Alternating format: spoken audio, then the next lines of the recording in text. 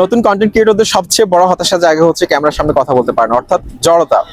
ক্যামেরার সামনে কিভাবে কথা বলতে হবে, ক্যামেরার সামনে কথা বলতে অভ্যস্ত না। ঠিক আছে, ক্যামেরার সামনে কথা বলতে অভ্যস্ত না, অর্থাৎ আপনি দিনের পর দিন ইউটিউব প্ল্যাটফর্মে কাজ করছেন, কিন্তু আপনার ক্যামেরা ভিতরে অর্থাৎ জড়তা এটা দূর হচ্ছে না, যার কারণে আপনার কন্টেন্ট ভালো হচ্ছে না।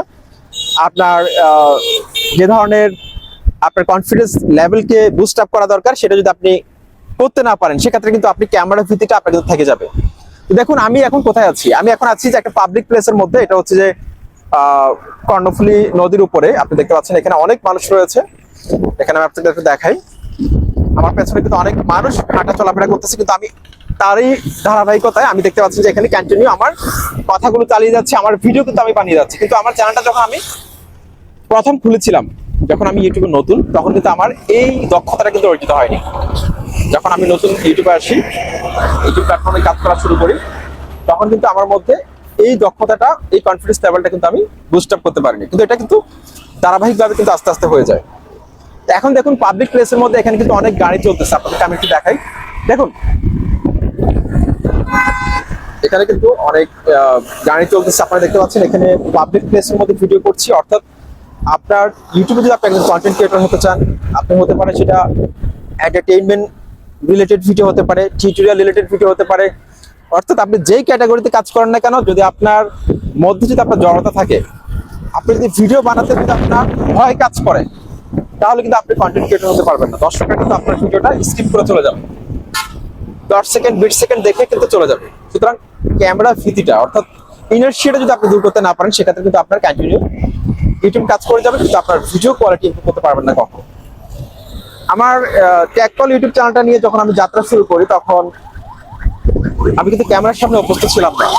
আমি পর প্রায় 20 থেকে 30টা ভিডিও আমি আপলোড করি, সেটা হচ্ছে যে সম্পূর্ণত হচ্ছে যে স্ক্রিন রেকর্ড করে প্রচুর ক্যামেরার সাই কাজ করেছিল, যার কারণে স্ক্রিন রেকর্ড করে ভিডিও আপলোড করি। কিন্তু আস্তে আস্তে ক্যামেরার সামনে যখন আসি, দেখি যে আমি স্ক্রিপ্ট দেখে দেখে ভিডিও কথা বলি, অর্থাৎ পয়েন্টগুলোকে নোট ডাউন করে রাখি, পয়েন্টগুলোকে নোট ডাউন করে আমি কথা বলি। ঠিক আছে, তো একটা সময় চিন্তা করলাম, যখন দেখলাম যে আমার সেম ক্যাটাগরিতে যেসব ইউটিউবার রয়েছে, যাদের অনেক সাবস্ক্রাইবার বেস রয়েছে, তারা কিন্তু কন্টিনিউ কথা বলে যাচ্ছে, তাদের উপস্থাপনার ধরন, তাদের ভিডিও কোয়ালিটি, ওভারঅল সবকিছু আমার থেকে ভালো, কিন্তু আমার কোনো কিছু ইমপ্রুভ হচ্ছে না। এটা যখন আমি ভাবলাম, তখন দেখলাম যে আমার এই জিনিসটার মধ্যে পরিবর্তন নিয়ে আসা দরকার, আমাকে ইমপ্রুভ করতে হবে। তারা যদি ক্যামেরার সামনে কথা বলতে পারে, আমি কেন পারবো না? এই জিনিসটা চিন্তা করলাম, তখন আস্তে আস্তে ইমপ্রুভ করা শুরু করলাম। কি কি জিনিস ইমপ্রুভ করা দরকার, যাতে করে ক্যামেরার সামনে আমার কোনো জড়তা না থাকে, কোনো ধরনের লজ্জা কাজ না করে। কারণ ক্যামেরার সামনে যদি আপনি অভ্যস্ত হতে না পারেন, সেক্ষেত্রে কিন্তু দর্শকরা আপনার চ্যানেলের সাথে যুক্ত থাকবে না, কারণ এখন অনেক প্রফেশনাল কন্টেন্ট ক্রিয়েটর তৈরি হয়েছে। দেখুন একটা পাবলিক প্লেসের মধ্যে এসে কিন্তু এখন ভিডিও আপলোড করে যাচ্ছি। এখন আপনারা অনেকে বলতে পারেন যে এই জিনিসটা কিন্তু একদিনে হয় না, এটা আমি স্বীকার করি, কারণ আমার যেখানে 1 থেকে 1.5 বছর সময় লেগেছিল ক্যামেরা ভীতিটা দূর করার জন্য। আমার অনেক ভিডিও রয়েছিল, আমি কিন্তু ক্যামেরার দিকে তাকাতে পারতাম না, আমি স্ক্রিনের দিকে তাকিয়ে কথা বলতাম, আমি ক্যামেরা লেন্সের দিকে তাকিয়ে কথা বলতে পারতাম না, অর্থাৎ স্ক্রিনের দিকে তাকিয়ে আমি ভিডিও ধারণ করতাম। একটা সময় আমি চিন্তা করলাম যে আমার এই দক্ষতাটা অর্জন করা দরকার, অর্থাৎ ক্যামেরার ভীতিটা যদি আমি দূর করতে না পারি, সেক্ষেত্রে কিন্তু কন্টিনিউ ইউটিউবে কাজ করে যাবো, কিন্তু আমার ভিডিও কোয়ালিটি ইমপ্রুভ হবে না, দর্শকরা কিন্তু আমার সাথে যুক্ত থাকবে না। এরকম একটা জেদ আমার মধ্যে কাজ করে যে আমাকে পারতে হবে। বড় ইউটিউবাররা কিভাবে কথা বলে, তাদের উপস্থাপনার ধরন, তাদের ভিডিওর মধ্যে কনফিডেন্স লেভেল, সবকিছু আমি ফলো করি, যে আসলে তাদের সাথে আমার পার্থক্যটা কোথায়। আমি বিভিন্ন পার্কে চলে যেতাম ভিডিও ধারণ করার জন্য, আমি বিভিন্ন পাবলিক প্লেসে চলে যেতাম ভিডিও ধারণ করার জন্য। তো আমাকে দেখে অনেকে পাগল মনে করতো, আমাকে দেখে অনেকে হাসতো, অনেকে পাগল মনে করতো, যে ও বকবক করতেছে, ও না জানি কি বলে, ওকে এরকম বলতো অনেকে। তারপর আমি এগুলোকে কেয়ার করতাম না। প্রথম অবস্থায় আমি এটা দেখে কিন্তু আমি থেমে যেতাম, আমি কিন্তু ভিডিও বানাতে পারতাম না। যখন দেখতাম যে আশেপাশে অনেকে হাসতেছে, যখন আমি ভিডিও শুট করতে যাই বিভিন্ন পাবলিক প্লেসে, আমি ক্যামেরা স্ট্যান্ড দাঁড় করাই, তারপর হচ্ছে ডিএসএলআর ক্যামেরা যখন আমি দাঁড় করাই, তখন কিন্তু অনেকে হাসে। তো এই জিনিসটা কিন্তু আমাকে প্রাথমিকভাবে কিন্তু অনেক বেশি আসলে কনফিডেন্স লেভেলটাকে লো করে দিত, যে আসলে ইউটিউবে কাজ করতে পারবো কিনা, এসে মানুষের এত প্রতিকূলতার মধ্যে আমি ইউটিউবার হতে পারবো কিনা। এরকম একটা ভয় কাজ করতো যে আসলে ইউটিউবে কাজ করতে এসেছি, যেখানে ভিডিও বানাতে যাচ্ছি মানুষ হাসতেছে, একা একা বক বক করতেছে, মানুষ হাসে। তারপর চিন্তা করলাম যে না, মানুষ হাসুক আর না যেটাই বলুক, আমাকে পাগল বলুক, আমাকে কিন্তু কন্টিনিউ ভিডিও বানাতে হবে, ক্যামেরার সামনে আমাকে অভ্যস্ত হতে হবে। এটা কিন্তু আমি ফিক্সড করে ফেললাম যে আমাকে ক্যামেরার সামনে অভ্যস্ত হতে হবে, ক্যামেরার ভিতরে কিন্তু দূর করতে হবে। কন্টিনিউ কিন্তু ইউটিউবার হওয়ার জন্য যে স্বপ্ন, সেটা আমাকে লালন করতে হবে। আমি কন্টিনিউ পাবলিক প্লেসে গিয়ে ভিডিও আপলোড করা শুরু করে দিলাম। পাবলিক প্লেসে গিয়ে কিন্তু আমি ভিডিও বানানো শুরু করে দিলাম। এটা ইউটিউবের টাকা কিন্তু এই সাইকেলটা আমি কিনেছি। এখন আমি যদি সেদিন থেমে যেতাম, অনেকে আমাকে দেখে কিন্তু হেসেছিল, হাসতো অনেকে। এখন আমি যদি সেদিন ভিডিও বানানো বন্ধ করে দিতাম, তাহলে কিন্তু আজকে আমার চ্যানেলের মধ্যে 17,000+ সাবস্ক্রাইবার যোগ হতো না। আজকে আমার ভিডিওগুলো আপনার 30 থেকে 40 লক্ষ মানুষের সামনে চলে যেত না। 30 থেকে 40 লক্ষ মানুষ আমার ভিডিওগুলো দেখে। তারপর অন্যান্য চ্যানেলের মধ্যে তো আমার আরো দর্শক রয়েছে। সুতরাং এই যে ক্যামেরা ভীতিটা দূর করতে পেরেছিলাম বলে কিন্তু আজকে আপনার সাথে কথা বলতে পারতেছি, ইমপ্রেশনটা বেড়েছে।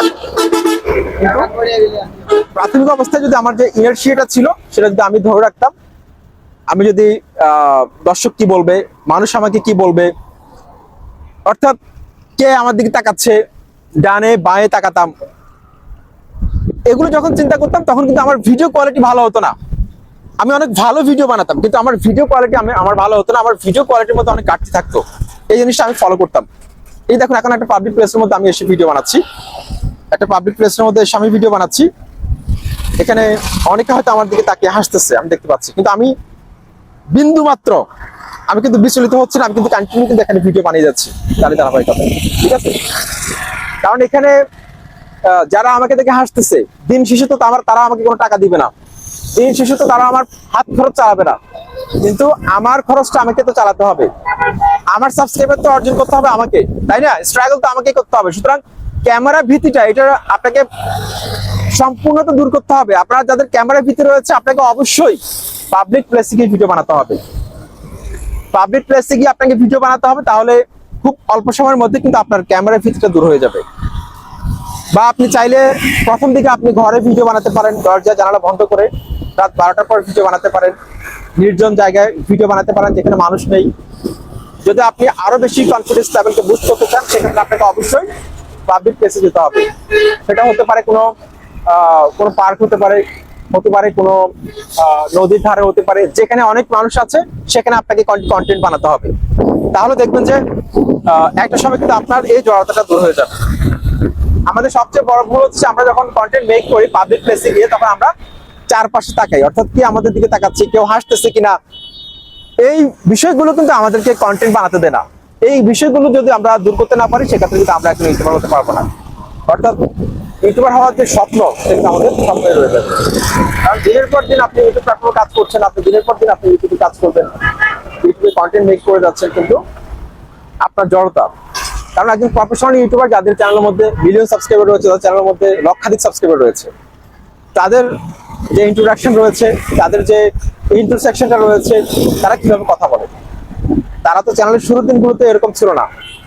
আপনি ইন্ডিয়ান ইউটিউবার মানুষদের কথা চিন্তা করতে পারেন, বাংলাদেশের সোহাগ ভাই রয়েছে, তারপর এসটি ইউনিক ট্যাগ রয়েছে, আরো অনেক ইউটিউবার রয়েছে যারা একটা সময় প্রথম দিকে তাদের ভিডিও কোয়ালিটি অতটা ভালো ছিল না, তাদের কথার মধ্যে অনেক জড়তা ছিল, তাদের ভিডিও কোয়ালিটি অতটা ভালো ছিল না, কিন্তু এখন কিন্তু তারা প্রফেশনাল একটা স্টুডিও তৈরি করেছে।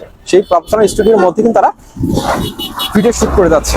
কিন্তু একটা সময় কিন্তু তারাও কিন্তু ইউটিউবে সফল ছিল না, তাদেরও কিন্তু জড়তা ছিল কথা বলার মধ্যে, কিন্তু একটা সময় কিন্তু তারা কিন্তু এই জিনিসটাকে ওভারকাম করতে সক্ষম হয়েছে। তো আপনাকে কিন্তু কন্টেন্ট বানানোর স্বার্থে, কন্টেন্টকে বেস্ট এফার্ট দিতে হলে আপনাকে অবশ্যই পাবলিক প্লেসে গিয়ে ভিডিও তৈরি করতে হবে আস্তে আস্তে। যখন আপনার কনফিডেন্স লেভেলটা বুস্ট হয়ে যাবে, 100% আপনি ইউটিউবে সফলতা পাবেন, এতে কোনো সন্দেহ নেই। কিন্তু আপনি যদি জড়তা ধরে রাখেন, কে কি বললো, কে হাসতেছে, এটা যদি আপনি ধরে রাখেন, সেক্ষেত্রে কিন্তু আপনি ইউটিউবে কখনো সফলতা পাবেন না। আপনি প্রয়োজনে স্ক্রিপ্ট লিখে রাখুন, প্রথম দিকে স্ক্রিপ্ট লিখতে পারেন, আপনি পয়েন্টগুলো লিখে রাখতে পারেন। একটা সময় চলে আসবে যে আপনার স্ক্রিপ্ট লিখতে হবে না, আপনি জাস্ট একবার রিভাইজ করে যাবেন স্ক্রিপ্টটা, আপনি নিজের থেকে বলতে পারবেন, জাস্ট পয়েন্টগুলো লিখে রাখলে হবে। এভাবে কিন্তু আপনি যদি কন্টিনিউ কাজ করেন, কিওয়ার্ড রিসার্চ করেন, এমনকি জড়তা দূর করতে পারেন, 100% আপনার চ্যানেলটা গ্রো করবে, ইউটিউবে সফলতা পাবেন।